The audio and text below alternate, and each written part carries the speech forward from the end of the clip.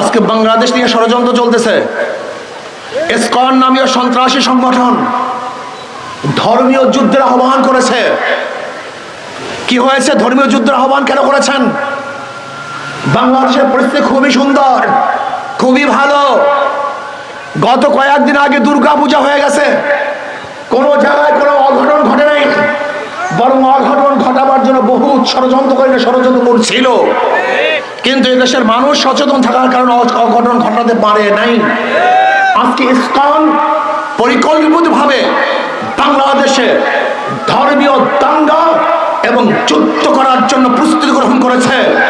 আমরা ইসকনকে বলবো, বাংলাদেশের প্রত্যেকটা নাগরিক সজাগ আছে, সচেতন আছে। যদি ইসকন বাড়াবাড়ি করে, তাহলে বাংলাদেশের সমস্ত মানুষ ঐক্যবদ্ধভাবে ইসকনের বিরুদ্ধে আন্দোলন করবে, সংগ্রাম করবে, যুদ্ধ করবে ইনশাআল্লাহ। ইসকনকে বলবো, সাবধান হয়ে যাও।